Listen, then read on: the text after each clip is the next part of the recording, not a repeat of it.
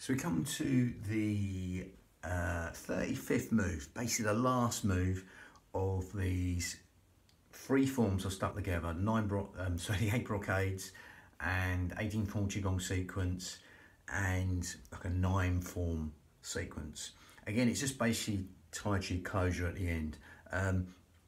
Just the movement, again, we're just playing with movement, but more important, we're going into the breath, not the traditional qigong breath, breathing in the belly like a balloon. We're going down the Pilates route, zipping up pelvic floor, scooping out your abdominals, taking the navel towards the spine. And that is how we're going to go with that one. So we're going to go down the Pilates route, the yogic route, and the hypnotic route with the breath, okay? Not the sort of traditional qigong breath, okay? Again, this is just basically, seen this loads of time, Tai Chi closure, coming down to the Dantian, 2 inches below the navel and 2 inches in, or Swadhisthana in sort of Indian yoga, or the Dantian in Tai Chi, whatever you want to call it. Basically our centre of balance, just coming down, calming everything down. So it's just movement at the end of the day. It's not going to get too caught up in that. So we're going to go more into the breathing. That's what I do in these videos. I've done the traditional way, but it's going to go down this Pilates, yogic and hypnotic route with the breath. So zip up pelvic floor, scoop out your abdominals. Now again, the best way to find our pelvic floor is to get the thumbs there from the hips, okay? You will find your pelvic floor there. That's the end of the pelvic floor. This B line, bikini line, belt line, whatever you want to call that. And like cling film, where this B line is, the end of the pelvic floor, we've got the corset muscle, 3 layers deep, which is linking on, segmentally stabilising the spine. So pelvic floor, corset, they're not naturally going together, they segmentally stabilise your spine. Okay, sometimes it's a bit like an amnesia. You don't know these muscles are there, you can't use them in a correct fashion. If you know they're there, you can use them in a correct fashion. And again, so from there, that B line, okay, if we cough or sneeze, again, I'll do that sideways on, you'll see this happen. So again, that's the pelvic floor and the corset, okay? Again, when we exhale, has the same effect. Helps us zip up pelvic floor, scoop out your abdominals. Take the navel towards the spine. The corset muscle is the transverse abdominis. Okay, 3 layers deep, we've got this corset muscle. And again, in Pilates, they go together. So you can't do one without the other. If you zip up pelvic floor, the corset's gonna go on. If we tuck in our belly button to get the corset muscle, the pelvic floor's gonna go on. So again, we just do them together anyway.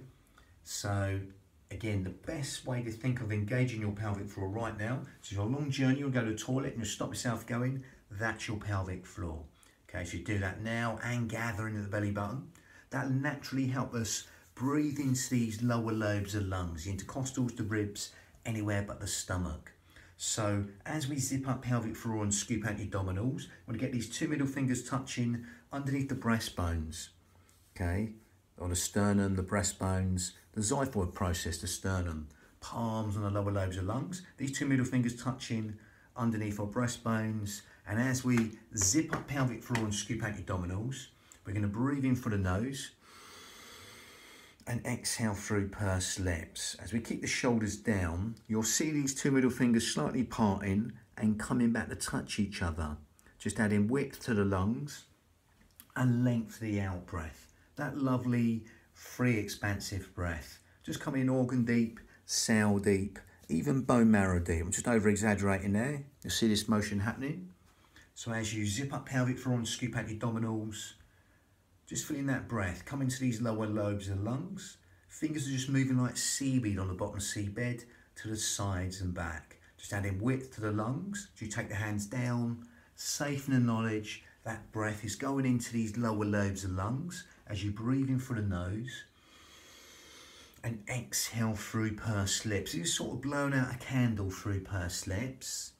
And as you keep on right now, zipping up pelvic floor and scooping out your abdominals and taking the navel towards the spine, and keep on breathing into these fish gills 3D style, as though someone's opening an umbrella inside your rib cage and letting go, or someone's just pushing out from inside your ribs and letting go. Just adding width to the lungs and length to the out breath. Okay, 3D breath, what we call lateral thoracic breathing, because that helps us use our pelvic floor and our corset muscle, the transverse abdominis, 3 layers deep, helping us breathe anywhere but the belly button. Safe in the knowledge that's going into these lower lobes of lungs, because there's nowhere else for the breath to go apart from into these lower lobes of lungs, the intercostals, the ribs, anywhere but the stomach. Lovely. So again, that's in short the Pilates breath. Okay, that 3D breath, just coming in organ deep, cell deep, even bone marrow deep into these lower lobes of lungs, intercostals, the ribs, anywhere but the stomach. Now we're going to close the mouth and carry on with that. It's the same deal, but all we're doing is making it slightly more yogic. We're going to breathe in through the nose and out through the nose, a smaller filter through the nose. So that makes it a little bit more yogic. That smaller filter through the nose helps us lengthen the whole will cycle of the breath longer. Okay, especially the out breath, which you come to in a minute, but just keep on allowing the breath to lengthen through that smaller filter through the nose in a more yogic fashion, that cleansing breath, as we still zip up pelvic floor and scoop out your abdominals, taking the navel towards the spine. Lovely. Now as you do that, you'll naturally feel the out breath want to fall longer than the in breath. So simply allow that to happen. Okay, simply allow that to happen.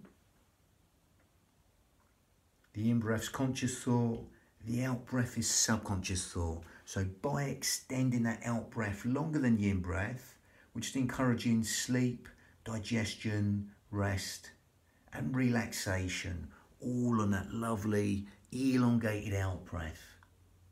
Quadruplet, doublet, triplet, whatever you like, the out breath, just make it longer than the in breath. That's going to stimulate the parasympathetic nervous system. All the things we don't think about by elongating the out breath. Sleep, digestion, rest and relaxation all benefited. As you still zip up pelvic floor, scoop out your abdominals with that Pilates setup, but bringing that hypnotic effect by elongating that out breath longer than the in breath, encouraging them restful relaxation responses and endless streams of comfort.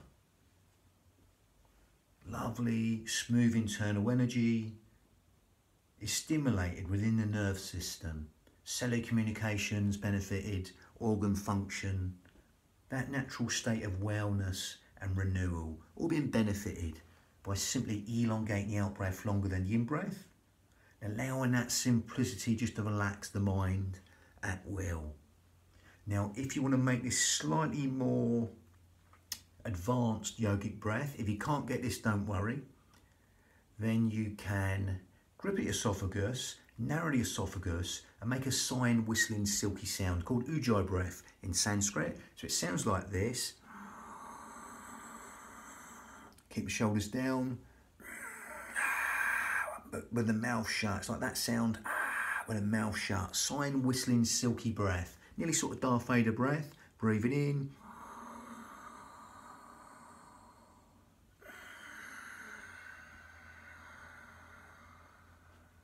That seashore breath, okay, gives the mind something to focus on within the breath.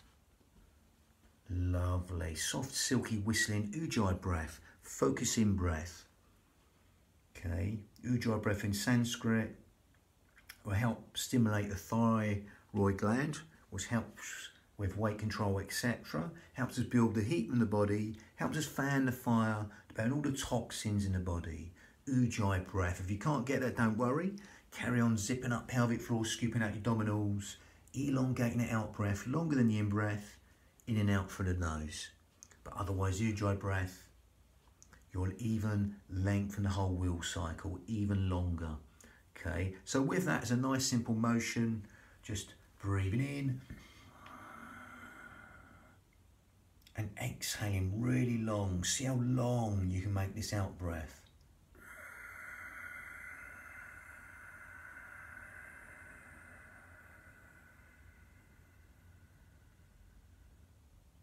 all the way down to the dantian. We're going to repeat this. Normally you just do this once at the end, but again, you're going to repeat this. You can even squat as you do it.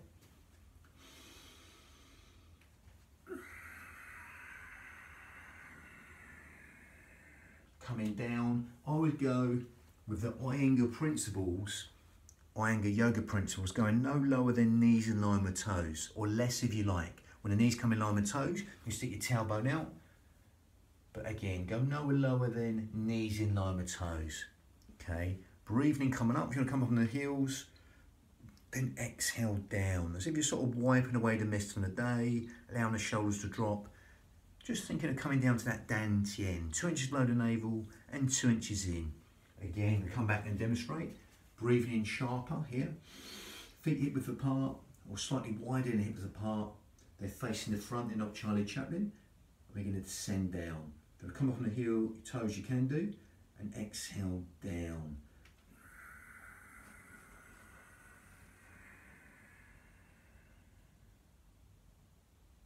And breathing sharper up.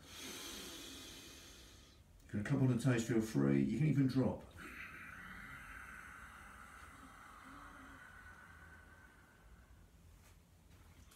And just simply exploit the speed and tempo. Bring the Iyengar principles. Again, there's two schools of thought there. Some say it's all right to take the knees past the toes, whatever. But I want to stick to the old school Iyengar principles, Iyengar yoga principles. That alignment, knees in line with toes, feet facing the front nice and naturally. And just exhaling down to the dantian. Okay. And again, just find your rhythm, speed and tempo. Okay, lovely. So that was the last of the whole 35. Free form stuck together. Bang, you do these segmentally or in order. 35 or 35. Bang.